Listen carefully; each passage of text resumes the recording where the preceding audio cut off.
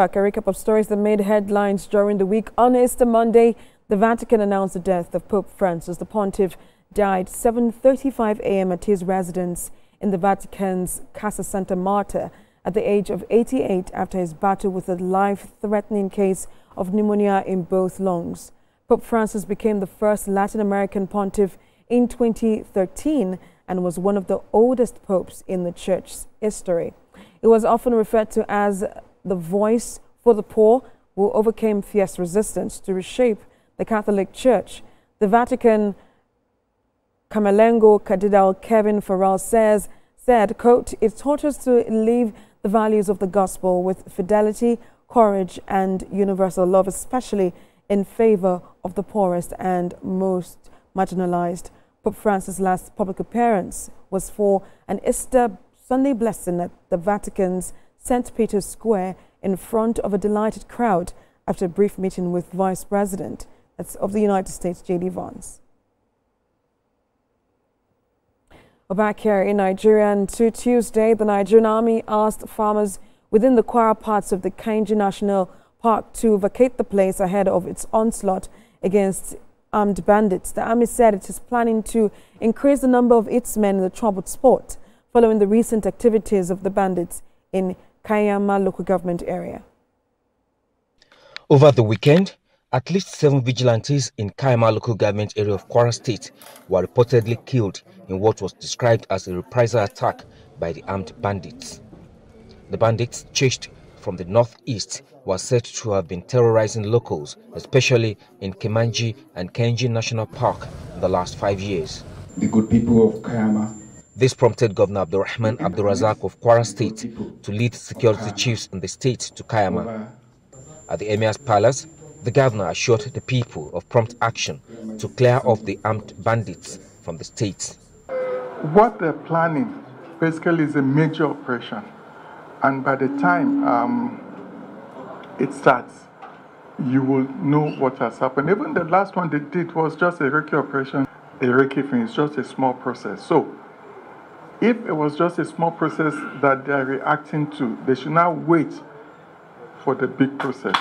The Emir of Kayama, Muazu Omar, confirmed the presence of the armed bandits within his territory in the last 5 years. He called for the establishment of a military base in the vast game reserve. First of all, operations will continue. Then our soldiers here, they need to be, the manpower has to be increased or need to be increased. If possible, more FOB, either at Nanu and Kemanji, if it's possible, but if not, we pay that more personnel can be deployed. The general officer commanding 2 divisions of the Nigerian Army, Major General Obinna Onubogu, who confirmed that the armed bandits were on a revenge mission, asked the people to cooperate with the military to defeat the bandits. I can assure you from our end in the Nigerian Army and also as a member of the armed forces is that we shall do everything possible to ensure that we have a safer park and a safer area within Kayama and by extension Baruten and Borgu local government.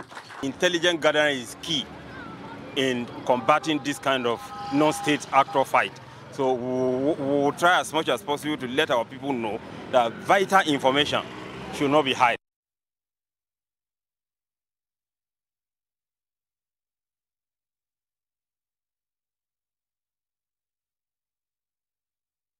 On that same day, the over 700 members, that's from 3 major opposition parties, defected to the ruling All Progressives Congress in Jigawa State, in a move that could bolster the party ahead of the 2027 general election.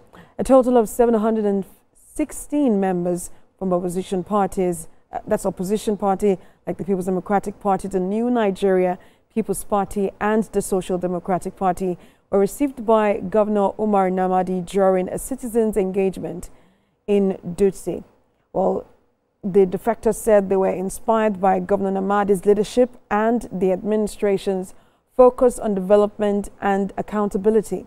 Governor Namadi assured the newcomers of equal treatment within the APC, saying the party makes no distinction between founding members and those joining later. Another wave of defection hits the country on Wednesday when the governor of Delta State, Sheriff Oborevwori, officially switched allegiance to the All Progressives Congress alongside a host of political heavyweights from the People's Democratic Party, including former Governor Ifeanyi Okowa. It began as whisper in political circle. Rumors spread about Governor Oborevwori's plans. For weeks, he dismissed the speculations. But now, the whispers have become headlines. After a closed-door meeting with top political figures in Delta State, Governor Oborevwori has made his move. He has joined the ruling All Progressives Congress. Briefing journalists after the meeting were the pioneer chairman of the PDP in Delta State and five-time Senator James Manager, along with the Commissioner for Works, Rural Roads and Public Information. To a large extent, ensure that development in Delta, because every politics is local, is not truncated. And in taking that decision, we came to the inevitable conclusion that moving out of the PDP is very, very necessary for us to be able to collaborate with our kith and kin and build that state that every Delta will be proud of. PDP is in trouble, truly. I don't think it is good enough for the PDP family in Delta to continue to be inside that boat. That is what we have resolved. That is what we have decided. Those present at the landmark meeting included Deputy Governor Monday Oyeme, former Governor Ifeanyi Okowa, the Speaker of the House of Assembly, the PDP State Chairman, and all local government chairmen. Later in the day, Governor Oborevwori met with all 25 local government chairmen, again behind closed doors. He declined to speak to the press, but passed along the message clearly: the move is happening. Plans are already underway for a grand rally where Governor Oborevwori will officially be received into the APC fold. Top party leaders, including the Vice President, are expected to be in attendance. The mass defection represents a significant boost for the APC as it gears up for the 2027 general elections. But with so many political bigwigs now converging under one umbrella, analysts warn that managing the new dynamics could be just as challenging as the campaigns ahead.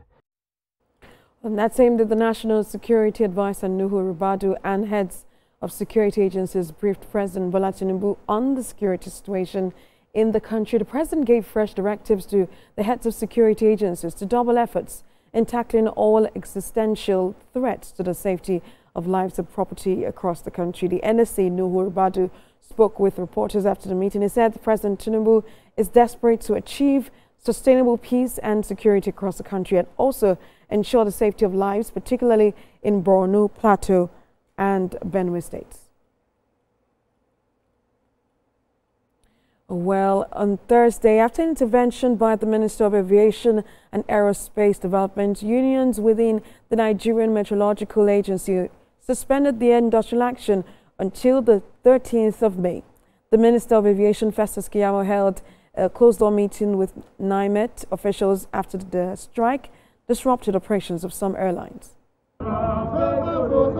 It was a tense start to the day at the Nigerian Meteorological Agency headquarters in Abuja as workers took to the streets chanting solidarity songs and demanding government action over a list of grievances. Workers, led by their union leaders, called attention to unpaid salaries, poor working conditions, and a host of other unresolved issues. At the NIMET headquarters, union leaders told TVC News that the agency's services had been completely paused for the day, a move they warned could compromise aviation safety. We have 45 months arrears. Out of that 45 months arrears, last year we started at starting to pay. They pay us only 30%. We are dying. So I think our family are dying and we don't. So government also should be worried about our welfare.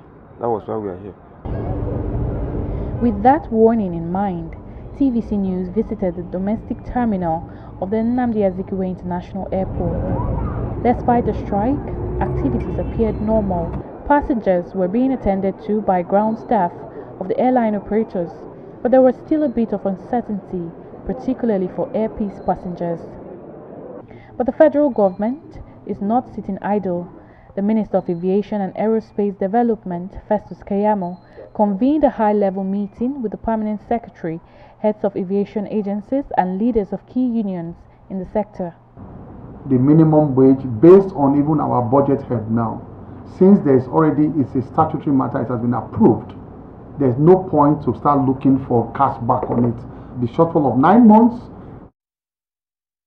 Well, let's take you to Friday when Cardinals sealed the coffin of Pope Francis.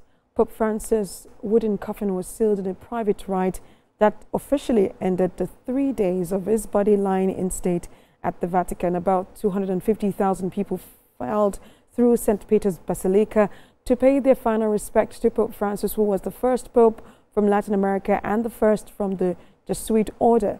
The ceremony, which took place behind closed doors, included several short songs, spoken prayers, and a moment for silent prayer. Well, that's TVC News this hour. For more updates on the stories we're monitoring, you can visit our website at tvcnews.tv. You can also follow us on all of our social media platforms, Facebook, Instagram, and on X at TVC News NG. On YouTube, we're live at TVC News Nigeria. Thanks for watching. Bye for now.